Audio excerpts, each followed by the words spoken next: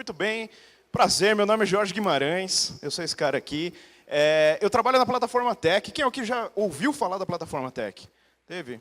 Também, bastante gente, legal. Obrigado. Plataforma Tech é uma empresa de consultoria, bastante focada em Ruby e em Elixir, né? Desenvolvimento de código, processos ágeis e tudo mais. E a gente é bastante famoso por causa da comunidade Ruby, por causa do Devise, do Simpleform, pelas contribuições do Rails. E agora também por causa do Elixir, né? E eu sou um cara que gosta de polêmica. Quem não gosta aqui de polêmica, não é verdade? Só que, infelizmente, não vai dar tempo de falar sobre todas as polêmicas que eu gosto. Eu só vou citar algumas delas aqui. Então, por exemplo, microserviços. A gente acabou de ouvir o Dinão falar sobre microserviços. Se você acha que microserviços significa HTTP, REST, APIzinha, HTTP separada, Sinatra, coisas do tipo, cara, tem mais jeitos de fazer isso, jeitos até melhores, você não paga um preço tão alto. Integração contínua. Cara, provavelmente você não faz integração contínua. Você acha que faz, mas não faz, e você nem deveria estar fazendo realmente. Não estou falando do servidor de integração contínua, eu estou falando da prática de integração contínua. Você não deveria estar fazendo, não. Na maioria dos casos, tá? Sempre tem que fazer o disclaimer. Outra coisa que eu gosto também é monorepo, né? Juntar. Alguém perguntou aqui agora para o Dinão, né? De juntar as coisas em um repositório ou repositório separado, né? O monorepo, putz, facilita muito o fluxo de trabalho em várias situações também, e não significa que você não consegue fazer deploy da tua aplicação de forma separada. Costuma ajudar bastante o lead time de desenvolvimento de features. Mas, desculpa, quem quiser ouvir isso, por favor, me procure aqui depois no Happy Hour. Eu vim falar de Elixir hoje. Foi criado por esse brasileiro aqui, muito bonito, José Valim. Essa foto dele aqui que tiraram, foto meio capa de álbum sertanejo aí, né? Ele é de Goiás. E ele criou o Elixir dentro da Plataforma Tech. Ele é um dos meus sócios, né? Um dos sócios da Plataforma Tech. E já tem 5 anos que a gente está desenvolvendo essa linguagem, e agora, mais ou menos de um ano para cá, que ela começou realmente a pegar tração, todo mundo tem ouvido falar, todo mundo, né, tá com hype, né, tá hypada a linguagem, né? E a gente lançou aí recentemente o Elixir 1.3, várias novidades, também chamou bastante atenção. E o legal que eu vim comentar aqui com vocês é que nossa geração de desenvolvedores, e aí eu estou generalizando um pouco, falando assim, ó, nossa geração é majoritariamente desenvolvedores web, né? A gente faz bastante coisa para web, mesmo que a gente faça mobile, a gente tem que se preocupar também com a parte das APIs, né? E a nossa geração tem um baita de um problema para a gente resolver. A gente precisa resolver o problema de concorrência. Não tem como escapar disso. Concorrência é um negócio legal. Eu vou tentar explicar um pouquinho. É difícil explicar isso. Eu vou tentar quebrar e explicar o que é concorrência versus paralelismo. Tá? Então, concorrência é a capacidade sua de lidar com várias coisas, com várias unidades de execução.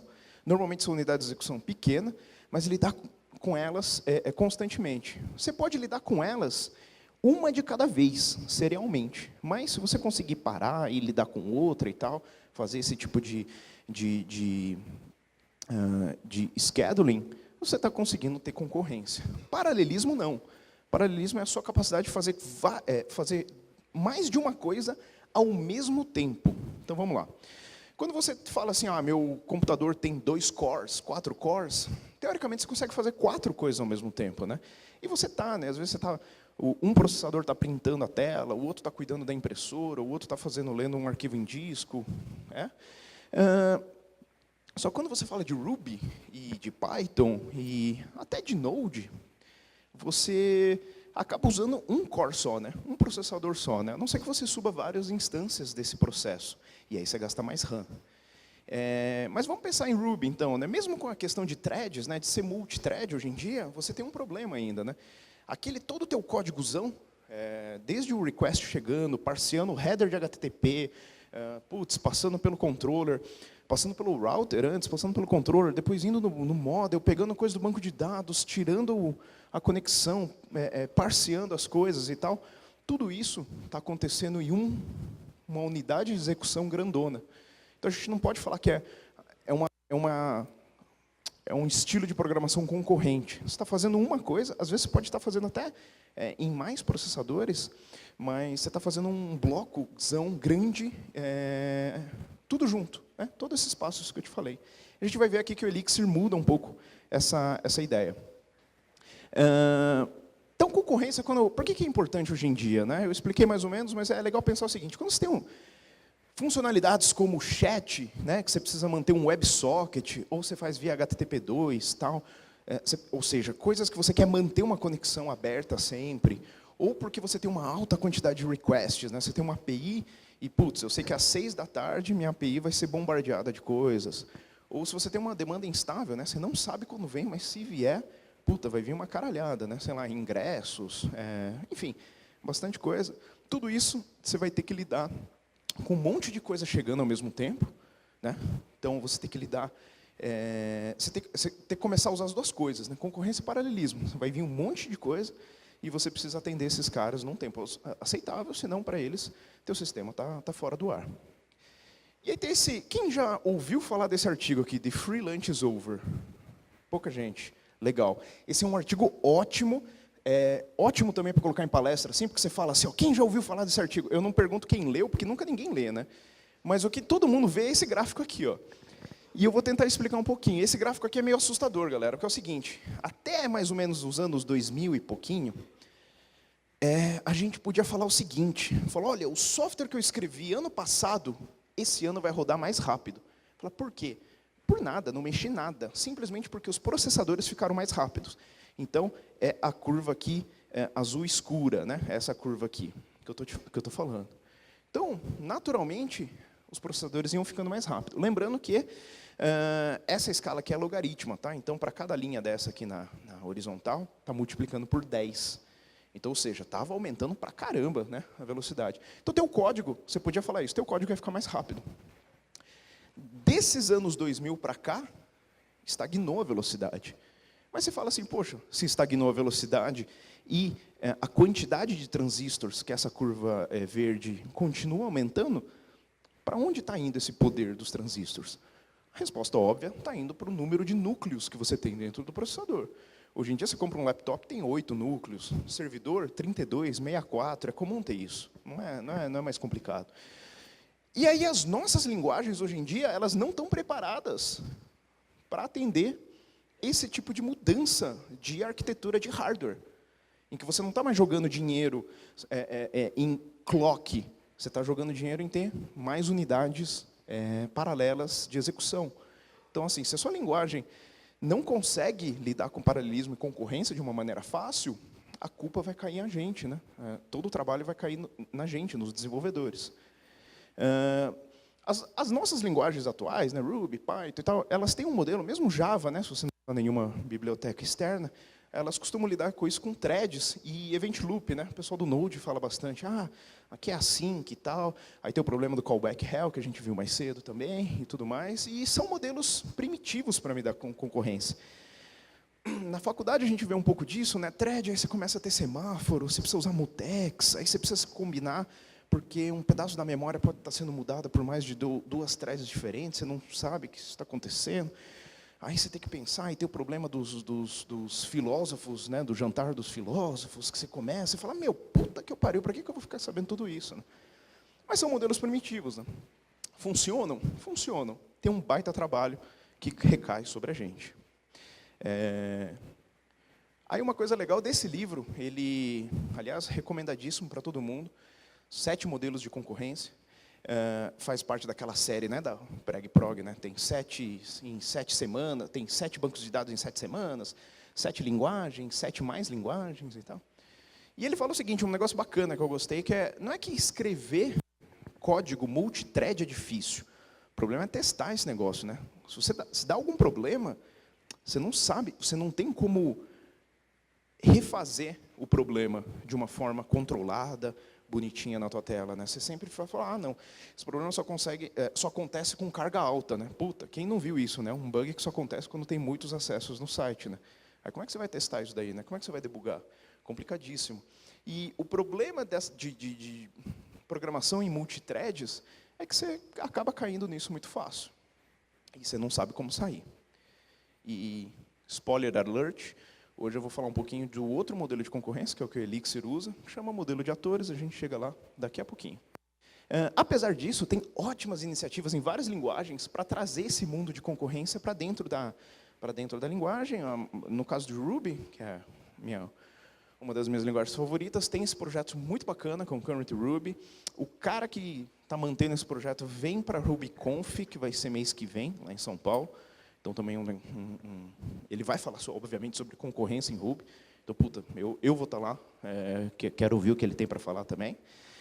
E aí você começa a pensar o seguinte, né? Tem uma frase legal de um dos criadores do Erlang, que ele fala o seguinte, ó, qualquer programa concorrente, um pouquinho mais complicado, vai conter uma versão porca, tá? É a tradução livre aqui que eu estou fazendo, vai conter uma versão porca de metade do Erlang. Tá? Óbvio, isso é uma piadinha que ele faz e tal, mas é uma coisa legal para se pensar. Por quê? Porque o Erlang, na verdade, deixa eu explicar, né? O Elixir, ele é uma linguagem nova, eu falei aí que a gente inventou há mais ou menos 5 anos, mas ela se baseia na VM do Erlang, né? Na linguagem Erlang e nos conceitos que Erlang traz em termos de concorrência. O Erlang está aí há muito tempo. Então, o que a gente fala bastante sobre Elixir você não pode julgar o Elixir só pela linguagem em si. Você tem que julgar pelo ecossistema que já está montado há 30 anos. E é coisa pra caramba.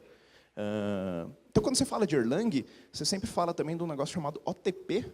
Tinha uma sigla para isso, hoje em dia o pessoal só fala OTP mesmo, mas basicamente é uma Standard Library de concorrência que o pessoal da Ericsson criou para resolver problemas de telefonia. E a gente usa isso no Elixir, o pessoal do Erlang usa isso até hoje. Só que o Elixir traz uma roupagem mais moderna para essa linguagem, né? Um ferramental e uma facilidade de uso muito bacana. Então, eu comentei, Erlang, começou o desenvolvimento da VM do Erlang, começou acho que em 80 e pouco, 84, então tem 30 anos aí, mais de 30 anos, na verdade, mais velha do que eu, por exemplo. E tem pessoal que gosta da parte um pouco mais acadêmica, é legal porque o pessoal de Erlang produzem papers bem importantes nesse cenário de ciência da computação. Então, esse aqui é um dos mais famosos que tem, falando sobre como que eles construíram as bases do Erlang, para que eles conseguissem fazer sistemas distribuídos e com tolerância a falhas, né? E o motivo por qual a gente não conhece muito Erlang é por uma frescura que todos nós humanos têm, que é o seguinte: a sintaxe é feia, né? A sintaxe é feia, tem vírgula, tem ponto e vírgula, tem uma indentação estranha, variável, cara, variável é com letra maiúscula. Puta que eu pariu, velho, nenhuma outra linguagem tem isso e tal. E a gente fica com essa frescura.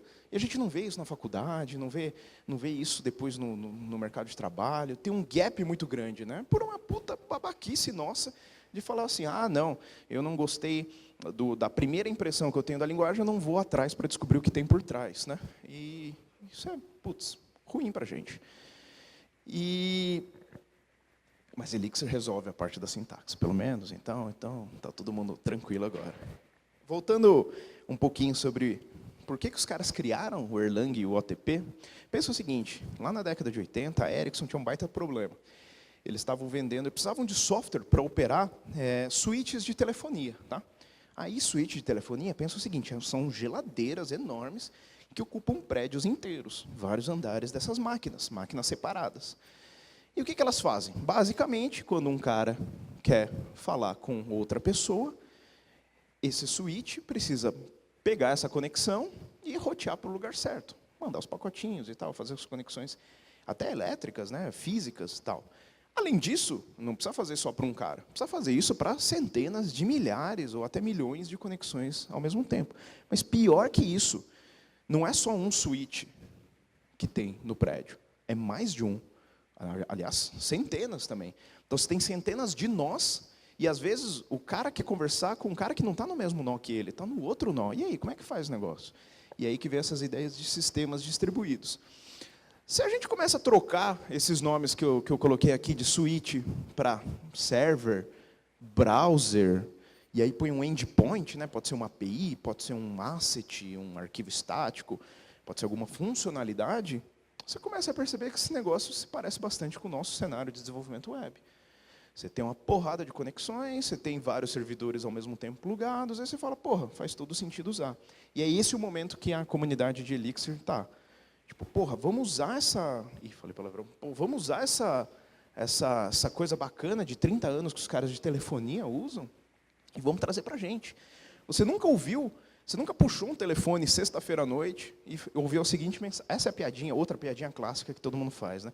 Você nunca puxou o telefone sexta-feira à noite para ouvir um falar o seguinte, seu telefone está em janela de manutenção, tá? A gente está refazendo aqui uma parte do banco e tal. Nunca ouviu isso. Vai voltar só 4 da manhã, porque a janela, sabe, né? A gente deixa uma janela aí de 6 horas, né, para ficar tranquilo e tudo mais. Você não ouve isso em telefonia. Mas em web, a gente vê isso, né? A gente costuma, a gente se acostumou com isso também. E aí, de novo, um ponto importante é assim, você está usando Elixir, você está usando muita coisa já pronta, muita coisa já battle tested, né? Que o pessoal fala, né? Muita coisa testada em produção. Poxa, vamos começar a usar essa parte. Uma coisa legal do Elixir também, eu sempre gosto de mostrar isso aqui, é uma das primeiras linguagens de programação virais que tem aí, pessoal que gosta de marketing aí, você pode acompanhar essa hashtag no Twitter, todo mundo fica falando um monte de coisa legal, fala, putz, aprendi isso aqui, eu estou fazendo isso aqui, tem essa palestra e tal.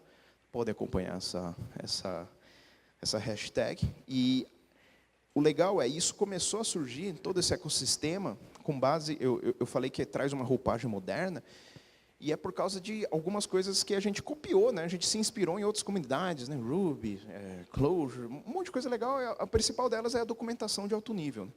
Então, mesmo quando o Elixir estava bem na infância ainda, a documentação tinha alguma coisa de documentação lá para ajudar a galera a se ambientar com a linguagem, né? A gente costuma falar que documentação ruim é um bug da linguagem. E aí tem as pagininhas bonitinhas e tal. Isso é legal que os outros projetos open source da comunidade Elixir também segue mais ou menos esse padrão. Tem um ferramental embutido, coisa que para a gente que usa Ruby não é tanta novidade assim, mas é importante mencionar. O principal deles é o X, tirei esse screenshot hoje de manhã. A gente está aí com quase 50 milhões de downloads, mais de 2.600 pacotes lá dentro do X, né, o gerenciador de pacotes. Ele vem integrado com o Mix, que é a ferramentazinha de, como se fosse um Rake, né, para quem é do mundo Ruby. Para gerenciar seu projeto, já cria os testes, já cria toda a infraestrutura, então te facilita muita coisa. E Elixir é uma linguagem funcional, tá, galera? Ou seja, a gente não tem objetos aqui. E aí muita gente fica, às vezes me pergunta, fala, puta, cara, mas eu estou tão acostumado a usar a linguagem orientada a objetos, né? Como é que eu vou fazer, né? Passar meu objeto, minha classe, né? A gente não tem classe em Elixir. E, putz, vai ser difícil eu mostrar aqui alguma coisa para convencer vocês de que não é um negócio super simples, mas acredita em mim, é um negócio que é o que menos vai te preocupar quando você começar a entrar nesse mundo Elixir, nesse mundo um pouco mais funcional. Na verdade, você vai ver que a linguagem funcional acaba te ajudando, como ela tem uma separação muito clara entre dados e comportamento e behavior, né? Porque você não consegue colocar um behavior, um método, dentro de uma estrutura de dados, que seria, né, uma classe com variáveis de instância. Como você não consegue fazer isso, naturalmente você vai ter que pensar em separar isso e dar bons nomes, seguir boas práticas de single responsibility e todas essas outras técnicas de design de código e refactoring que você está lendo hoje em dia, ultimamente. Uma coisa legal de ser funcional é que Elixir tem imutabilidade. As variáveis não são mutáveis. Então, você não consegue mudar uma variável depois que você criou ela. Você consegue fazer um reassign. Então, vamos lá. Um negócio meio diferente de entender.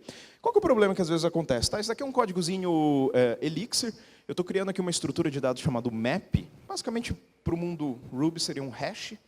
Estou criando aqui meu nome. Eu estou colocando aqui meus interesses. Tá? Elixir, gosto de Ruby.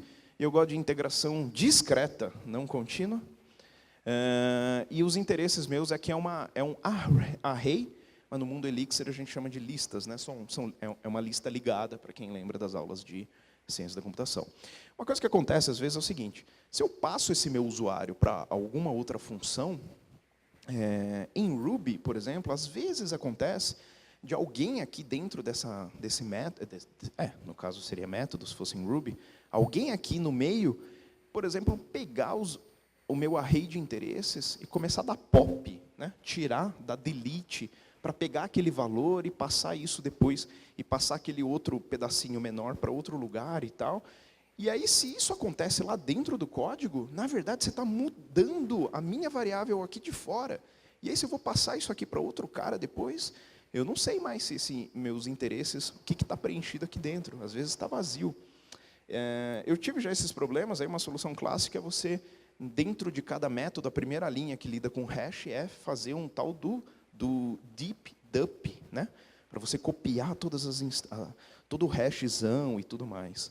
No caso do Elixir, isso não precisa, porque você automaticamente garante que ninguém vai mudar esse estado. Se alguém usar algum método que altera essa variável, ela vai criar uma nova, não tem como mudar. Mas você consegue fazer um reassign, né? Se aqui na outra linha eu tivesse dado user, outro nome aqui, eu ponho algum nome, o João aqui, ao invés do George, o que é legal é, quem recebeu o usuário antigo vai continuar com aquela referência. Então, você só estava reutilizando o label, né? a etiqueta, o conteúdo permanece imutável. E aí vem a primeira constatação. Se o negócio é imutável, eu não consigo ter loop. Porque pensa o seguinte, o que é um loop? Você faz um for, i igual a 0, e aí no final do loop, você faz i++. Mas eu estou te falando que eu não consigo atribuir um valor novo para uma variável. Porra, fudeu, né? Como é que eu vou iterar esse negócio? E aí, para quem, de novo, lembra das aulas de ciência da computação, a resposta para isso é recursão. Aí você fala, ih, agora fudeu. Agora você falou que o negócio era simples e tal, mas o legal é que você acaba nem precisando lidar com recursão em si, porque quem lida com isso são as bibliotecas mais de baixo nível e tal. O pessoal te expõe já tudo isso de uma forma bem fácil. Você até tem for no Elixir, né? Ele usa recursão por debaixo dos panos. Aí é uma puta inversão, né? E aí, para te mostrar um pouquinho sobre recursão, eu vim trazer um algoritmo clássico de Fibonacci, né? E aí vamos relembrar, o que é Fibonacci? Putz, é a soma do Fibonacci do número anterior com o Fibonacci do número anterior do anterior, né? Sei lá como fala isso em português. Né? É isso aí, esse é o algoritmo principal. Então, é comum a gente fazer isso de um modo recursivo, é isso que eu estou mostrando aqui para vocês. Eu tenho o meu módulo Fibonacci, tenho a função calc, e aí ele calcula. Ó, no caso geral, eu calculo eu faço o Fibonacci do n-1 e o Fibonacci do n-2. E aí o que é legal é que eu estou mostrando uma outra feature da linguagem, que é sensacional. Não é só do Elixir, tem outras linguagens funcionais. Eu estou mostrando o pattern matching para vocês, que é o seguinte, eu consigo fazer não é bem uma sobrecarga de métodos e tal, coisa overload, né, que você vê. Oi, tudo bem? Você latiu para mim, mas tudo bem. Você consegue fazer o seguinte, ó, quando entrar aqui, quando alguém chamar a calc com valor 0, retorna 0. Quando alguém chamar com valor 1, retorna 1. Basicamente, o que a gente fez aqui? A gente fez um refactoring, a gente tirou os ifs que a gente teria no corpo desse método, dessa função. A gente tirou os ifs e deixou um negócio super explícito. Ponto, está aqui, ó, condições de parada e tal. Isso traz uma legibilidade, costuma trazer uma legibilidade muito bacana para Elixir. Você tira if, né? If é sempre muito ruim de ler, né? Você não sabe o que acontece, aí tem o else, às vezes tem mais coisa no else do que tem dentro do if principal e tal. Isso aqui resolve esse problema, acabou. Mais do que isso, você consegue fazer match de variáveis mais complexas, né? Então, no exemplo anterior, eu mostrei um map, né? Que seria o hash do Ruby. Eu consigo fazer assim, ó. Imagina que eu recebesse aquele user que eu mostrei no exemplo anterior. Eu consigo falar assim, ó, se o user tiver o name George, entra aqui nesse corpo. Se for um caso geral, entra nesse outro. Pô, de novo, tirei algum possível if, algum possível case que tivesse no meu código. Tá? Esse é um exemplinho bem básico de recursão. E aí a gente pode piorar esse exemplo, né? Falar, não, mas agora eu quero fazer um contador, sei lá, quero contar quantas pessoas entrou aqui no auditório e tal. E aí eu preciso mudar, eu preciso ter ou seja, eu tenho uma informação que é mutável, certo? que é o seguinte, tem algum evento externo que muta, né, faz uma mudança num pedaço de informação que eu tenho. Agora ferrou, agora vai ter que mudar, agora vai ter que ser mutável. E aí eu vou concordar com vocês. Do ponto de vista externo, é uma mudança de memória, né, de conteúdo. Mas tem uma pegadinha, a gente consegue usar recursão e eu vou começar a explicar um pouquinho sobre processos e o modelo de atores para resolver esse impasse para a gente. Então vamos lá, vamos aos poucos, hein? Eu posso criar um negócio chamado counter, que é um módulo novo. Counter tem um método aqui, start, que aí eu vou dar algum valor inicial, né? 0 ou 10, qualquer valor. E aí eu vou explicar já o que é esse receive. E aí esse counter ele vai ser um processo à parte. Então, processos em Elixir, em Erlang, são coisas super baratas. Não são processos do sistema operacional. Internamente, eles vão rodar num thread pool, vão usar threads por baixo, mas você não precisa se preocupar com isso. E eles são carinhas separados, que rodam de forma independente, forma concorrente. Esses exemplos eu vou passar de umas 2, 3 formas diferentes para a gente conseguir entender direito como é que ele funciona. E aí, quando ele é um processo à parte, ele pode receber 2 mensagens, tá? Ele pode receber a mensagem de incrementar, e aí ele vai usar, esse é o pulo do gato, ele vai fazer uma recursão para a própria função com o valor somado de 1. Então, você pode falar, ó, não tive mutação de variáveis nenhuma aqui, mas do ponto de vista de quem está vendo de fora, teve uma mudança. Mas você fez uma pegadinha aqui, você enganou o cara. E aí, finalmente, eu posso receber uma outra mensagem, né, que é, cara, agora me manda o seu valor e está aqui o meu endereço, né, está aqui o meu PID, e aí você manda uma mensagem de volta com o próprio valor. O que o receive faz, tá, galera? O receive ele bloca aquele processo, ele fala o seguinte, cara, eu não vou executar mais nada até eu receber uma mensagem. Quando eu receber uma mensagem, eu vou olhar aqui na minha listinha de mensagens, ver o que eu tenho que executar. E ele fica parado lá, como se fosse um sleep infinito, que não usa recursos da máquina, e ele está lá esperando, bonitinho, para chegar alguma mensagem. Tem gente que fala que esse esquema...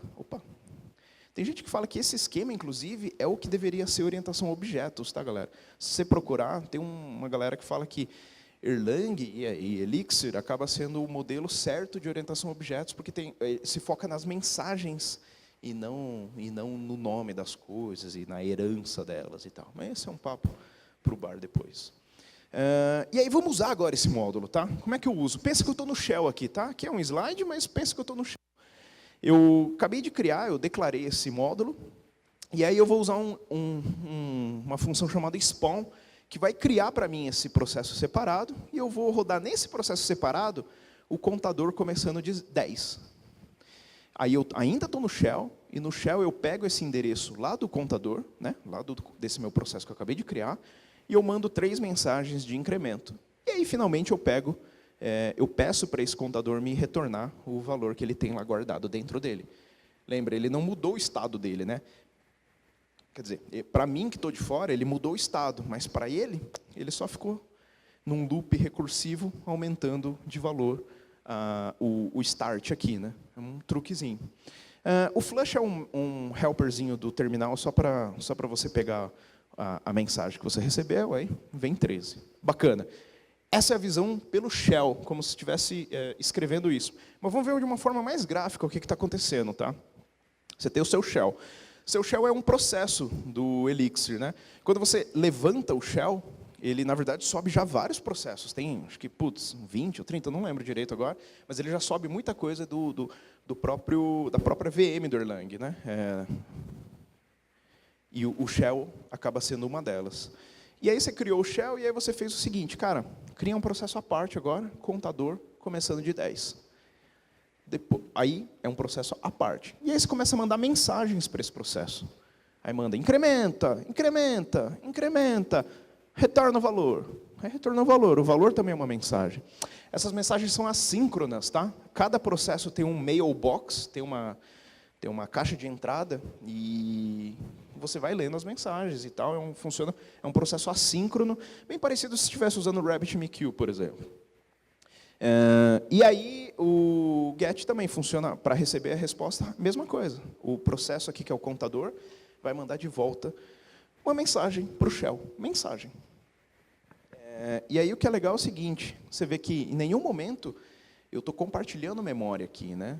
Eu estou só mandando mensagem, fala, me retorna o valor e tal. Então, eu não passo o ponteiro da memória onde está o meu valor que eu estou guardando. Não, eu só mando via mensagens. E está aí de novo o exemplinho. E essa é a base do modelo de atores de concorrência. Tá? Para fazer concorrência, você tem várias técnicas, o modelo de atores é uma delas. Então, o modelo de atores especifica o seguinte, que um processo, no caso, o ator é um processo, né, dentro do mundo Elixir, e você consegue enviar mensagens para esses outros atores. Aí o ator ele consegue criar novos atores, e o ator consegue especificar o comportamento para as próximas mensagens, aquele bloquinho do receive que eu mostrei para vocês. Esse é o modelo deles. E aí, grande coisa, né? Mensagem e tal, papapá. O que isso ajuda a gente? Lembra que eu falei no comecinho que nosso código Ruby é um linguição, né, de coisas, de informação, pega, parseia o header HTTP, não sei o que, vai para o banco, puxa, parseia de novo e tal, faz typecast, sei lá o que for. Quando você usa Elixir, o que acontece? Esse teu processo sequencial, grandão, ele acaba virando uma coisa menorzinha, e na verdade não vira uma coisinha só, ela vira vários. Então você tem vários processos, vários atores rodando ao mesmo tempo, e aí eles se comunicam trocando mensagens. Isso é uma coisa um pouco complicada de pegar sem mexer no código, sem ver como uma aplicação funciona. E quando você entende isso, mind blown o negócio. É um negócio que você fala assim, puta que eu pariu, por que eu não sabia disso antes? Porra, por que eu não vi esse negócio? Nossa, seria tão mais simples e tudo mais, né? Aí tem uma mentira também, que a galera fala, né? Elixir é parecido com Ruby. É uma mentira verdadeira, tá? Elixir sim é parecido com Ruby. Você consegue pegar o Phoenix, que é o framework web, e sair programando igual se fosse Rails, e você não vai sentir... Você vai dizer, isso aqui é bem parecido mesmo. Por quê? Porque essas abstrações de atores e tal, está bem escondido de você, né? São as próprias bibliotecas que fazem isso, né? Você só tem que lidar com APIs de alto nível. Mas aí você começa a perceber que tem um negócio muito bacana, esse modelo de atores e tal, dá para você começar a pensar em arquitetura de sistemas, de organização de código, de uma maneira muito legal. E aí você começa a se aprofundar nesses tópicos, né? Então é por isso que é uma mentira verdadeira que, facilita muito a entrada tua nesse modelo de funcional, nesse modelo de atores, né? Por isso que eu falo, por isso que o título da palestra é Programação Funcional e Pragmática, né? E essa é uma coisa legal. Para você programar Elixir, você não precisa ficar sabendo aquela coisa matemática da programação funcional, lambda cálculo, sei lá o quê. Você não precisa saber, toda essa parte de mônadas e tal. Você acaba usando um monte de coisa dessas linguagens, inclusive mônadas, sem saber que você está usando. Isso, para mim, é uma baita vantagem. E, obviamente, se você quiser saber, vai estar lá disponível para você usar, para você aprender. E aí uma coisa legal do modelo de atores, e especificamente da VM, do Elixir e do Erlang, que isso só existe nesse ecossistema, não existe em nenhuma outra linguagem, tá? Isso é importante falar, que é essa preocupação com distribuição e tolerância a falhas. Saca só, eu falei que lidar com concorrência era um negócio legal para a gente, né, para a web. Mas pensa o seguinte, cara, quando a gente fala concorrência, a gente está falando pegar uma máquina, né, um servidor, e conseguir atender um monte de caras pendurados fazendo requests ou com conexões abertas em cima de uma máquina só. Porra, os caras estavam resolvendo um problema muito pior, cara, que era fazer isso com várias máquinas diferentes, todas interligadas. E é isso que eles falam, que quando eles resolveram o problema da distribuição de sistemas, ou seja, sistemas em várias máquinas diferentes respondendo como um só, quando você pega esse problema e fala, agora você só tem uma máquina, pronto, está resolvido o problema de concorrência. Então, na verdade, é o seguinte, o legal o foco não era concorrência, o foco era resolver problemas muito piores. E aí, quando você começa a distribuir sistemas, você também precisa pensar em como que eu vou fazer com falhas nisso, né? Que esses monte de processinhos, esses atores podem falhar. E a gente vai ver um pouquinho de como isso funciona, né? É o problema do switchzão. Quando a gente fala de concorrência, no caso de distribuição, é apenas uma máquina. Quando a gente tem esse modelinho de atores, comunicando, pode acontecer que um deles crashe, tenha uma exceção, aconteça alguma coisa ruim com ele. Quando isso acontece, você consegue determinar um outro processo para receber uma mensagem do tipo, cara, crashou aqui o ator, o processo ferrou. Esse carinha tem um nome especial no mundo Elixir, chama Supervisor. E aí, desculpa, a gente está criando aqui um códigozinho, um exemplinho. Toda aplicação já vem com isso daqui, o próprio Mix, né, aquela ferramenta, já cria para você. A gente está criando aqui um supervisor chamado Playfair Supervisor. Olha, deveria ter trocado, era para ter trocado por MyApp. Né? Playfair é um projetinho interno que a gente tem lá na plataforma Tech. E aí você especifica aqui quem que o supervisor vai cuidar. Aqui, no caso, ele está cuidando de outro supervisor e de um worker relativo a envio de e-mail, um outro worker, por exemplo, que pode ser relativo à escrita de arquivos. Né? Ou seja, pequenos componentes modularizados. E se um deles falhar, o supervisor vai e restarta ele. E é bem legal, que aí tem uma filosofia do Erlang e, obviamente, do Elixir. Aqui é a estrutura de árvores dos supervisores. Tem um monte de ferramentas gráficas para você interagir com a tua VM, então isso é bem legal. E uma coisa bacana, uma filosofia nossa, é falar o seguinte, cara, erros acontecem, deixa quebrar, let it crash. Por quê? Por dois motivos, né? A maioria dos erros são transientes. Então, se você restartar o negócio, provavelmente vai voltar a funcionar. E, às vezes, você pode ter crashado por um estado corrupto, né? Então, por alguma informação que veio, um raio cósmico que mudou alguma coisa no CPU, ou alguma informação que você pôs para dentro do teu processo que você não deveria, por algum motivo, pode ser algum bug realmente. E se esse estado corrupto crashar teu processo, você simplesmente inicia ele com um estado anterior válido. Né? No meu caso aqui do contador, imagina que viesse alguma string, por exemplo, ao invés de mais um, né? Ao invés de um número. Eu crasharia ele e iniciaria com um valor padrão, que poderia ser 0, por exemplo. Perdi aquela informação, mas pelo menos o meu sistema não parou de funcionar. Essa é a ideia das aplicações Elixir funcionando. E aí a grande dúvida nossa é, será que essa parafernália funciona mesmo? Né? Muito bonito, mas e aí, funciona? E aí tem vários exemplos bacanas. Tem o caso aqui do WhatsApp, que eles conseguiam, há um tempão atrás, em 2012, atingir 2 milhões de conexões abertas, né? Em um servidor só, em um nó só. Óbvio que é uma máquina parruda, tá, gente? Tinha aí... 24 CPUs, 96 GB de RAM e tal, mas, poxa, era uma máquina só, aguentando 2 milhões de caras pendurados nela, conexão aberta, mandando mensagens e tal, não eram conexões ociosas, né? Usando Erlang e tal. E, no nosso caso, no caso de Elixir e do Phoenix, a gente conseguiu algo parecido também. O Phoenix, que é o nosso framework web, a gente conseguiu ter uma funcionalidade dele muito bacana, que é o Phoenix Channels, que ele consegue manter essas conexões abertas do teu browser para dentro do servidor. A gente conseguiu fazer um teste lá muito legal de manter 2 milhões de clientes rodando em uma máquina só.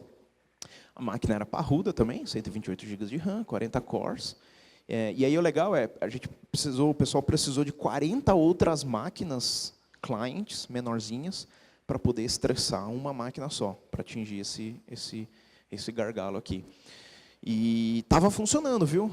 Eles testaram essas, não eram conexões idle, né? Eles mandavam mensagens e monitoravam quanto tempo demorava para receber, para garantir que está tudo funcionando. Cara, uma máquina só. Por isso que o pessoal fala que quem usa a VM do Erlang acaba tendo um custo de manutenção muito baixo, tanto em termos de máquina, quanto em termos de engenharia também. O pessoal fala que acaba sendo muito eficiente. Isso a gente tem visto também por aí. Né? Outro exemplo, eu vou dar mostrar um pouquinho de algumas empresas que têm usado Elixir de forma bem substancial. A Bleacher Report é um dos cases mais legais que tem, é um site de mídia.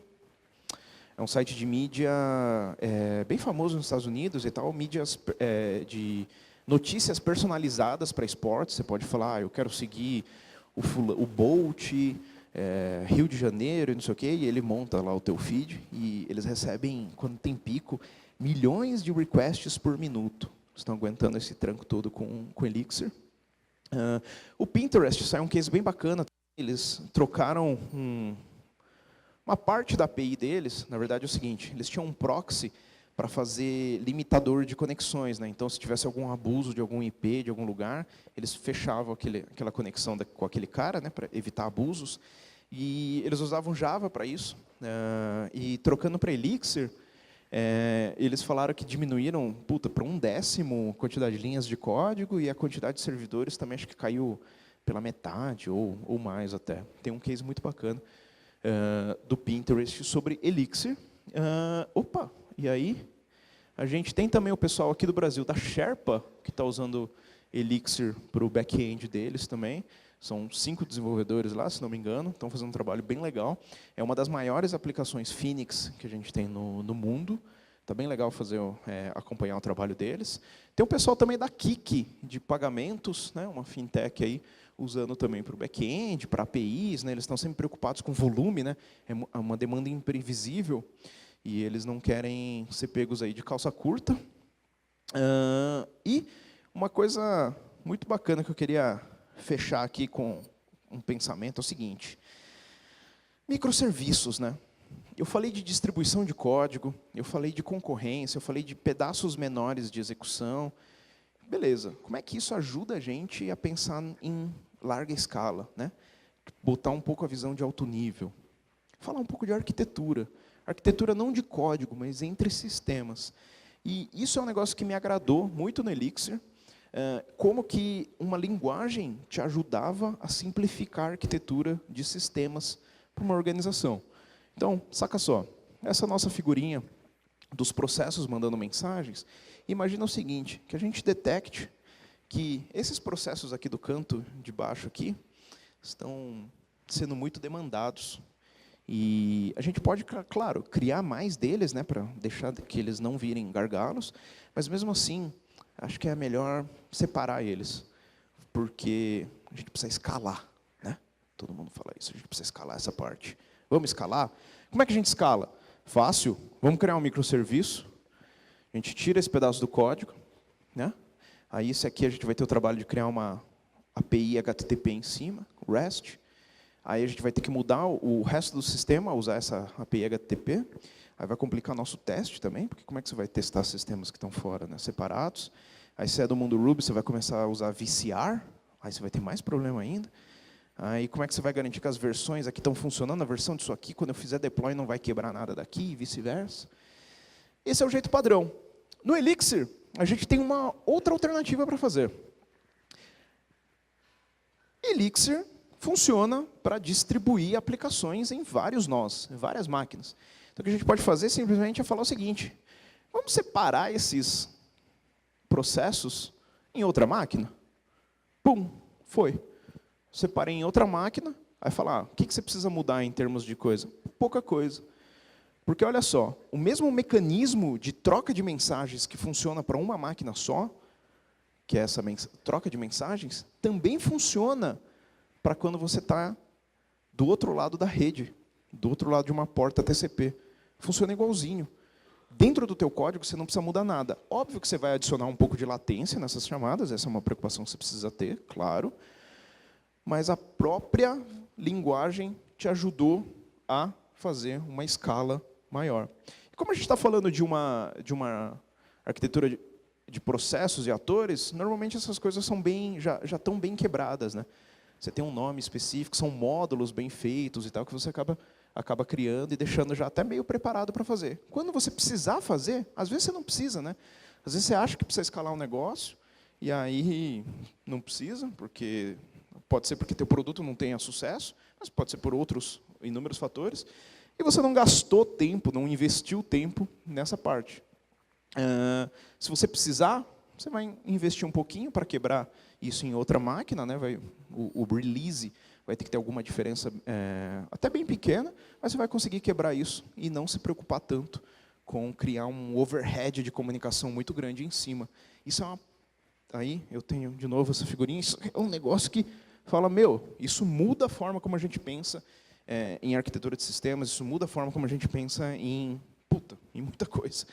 E esse tipo de pensamento no Elixir me levou a pensar bastante sobre microserviços e em outras linguagens, e como que a gente consegue resolver muita coisa usando um esquema de filas, sem HTTP, usando RabbitMQ, usando outras ferramentas, serviços, não precisa de load balancer, esse tipo de coisa.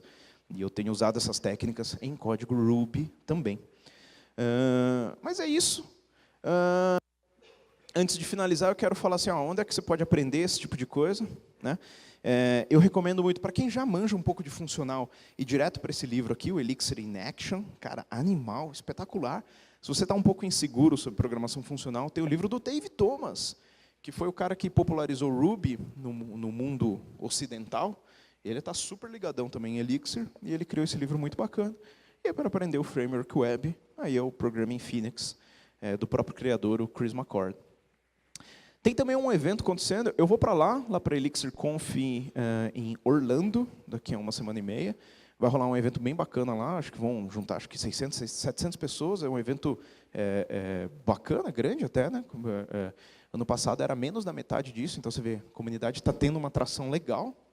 Além disso, a própria RubyConf aqui de São Paulo está com 8 palestras de Elixir, tem também palestras de Rust, de Go, então, se você estiver interessado em tecnologia, em linguagens novas, apareça lá na RubyConf, lá em São Paulo, eu estarei lá.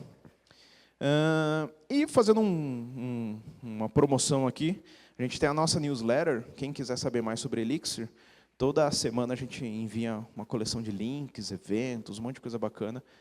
Você pode acompanhar procurando por Elixir Radar, você vai achar essa pagininha aqui e insira teu e-mail aí.